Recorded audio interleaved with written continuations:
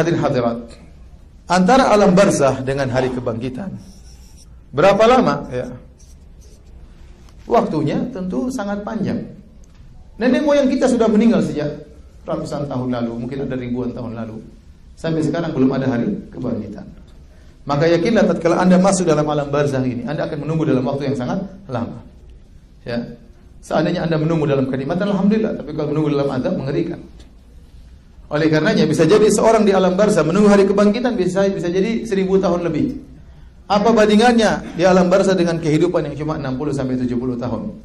Dari sini Al-Imam Ibnu Rajab Al-Hambali dalam kitabnya Lataiful Ma'arif mengingatkan kita untuk terbiasa berlezat-lezat tatkala bersendirian. Kita bersenang-senang tatkala kumpul dengan kawan, kumpul dengan istri, kumpul dengan anak-anak, kumpul dengan orang tua. Ada kebahagiaan yang kita rasakan. Tapi latih diri kita untuk merasa berbahagia tatkala bersendirian. Baca Quran sendiri, sholat malam sendiri, i'tikaf sendiri.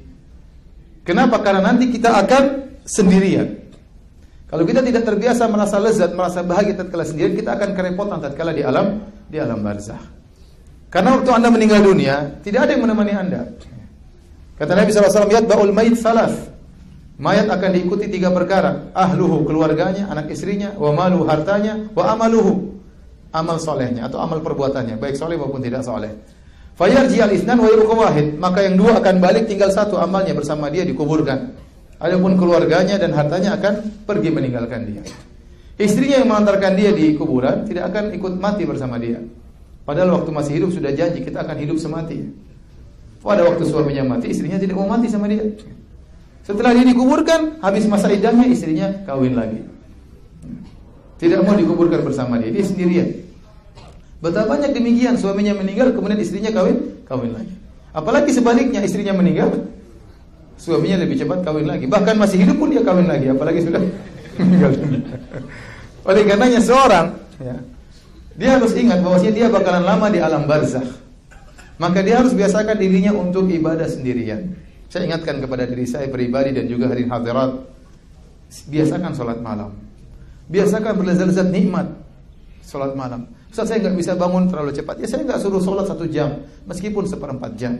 Tapi latih diri kita setiap saat sehingga sampai kita merasa kehilangan kalau kita tidak sholat malam. Artinya ada kelezatan yang hilang.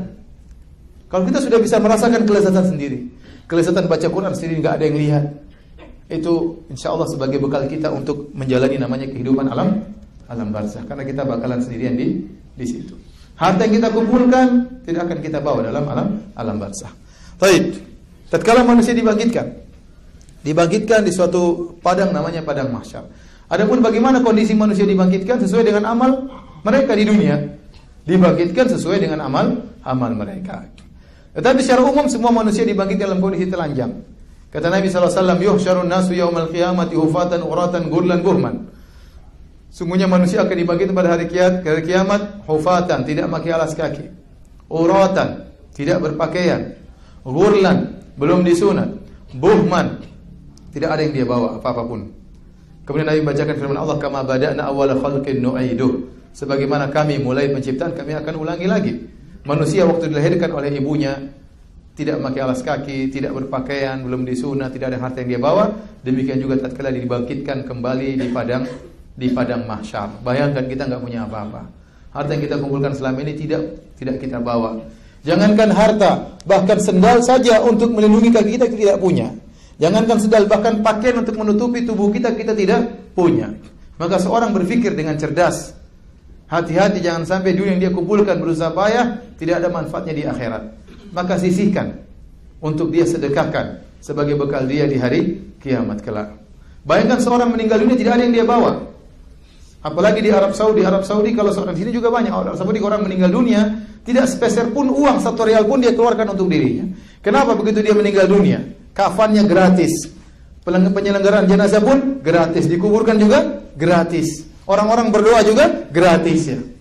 Kalau di sini mungkin masih duit kita pakai untuk kita, kafan kita beli, mungkin bayar penggelaran jenazah juga bayar, terkadang doa-doa juga kita kasih duit, ya dari duit kita ada manfaat buat kita. Ya. Tapi kalau di Arab Saudi tidak ada sepeser pun dia bawa di dalam kuburannya ya.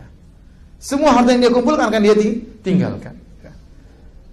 Yang sisa bersama dia adalah amal soleh. Kalau harta tersebut dia infakkan, Jadi amal soleh akan menemani dia di dalam kuburannya. Jadi manusia dibangkitkan dalam kondisi demikian. Waktu Nabi menyampaikan hal ini, Aisyah berkata, "Ya Rasulullah, ar-rijal wan nisa, alaysa yanzuru ba'dhum ila awrati ba'd?" Ya Rasulullah, wanita laki-laki telanjang apakah mereka tidak saling melihat?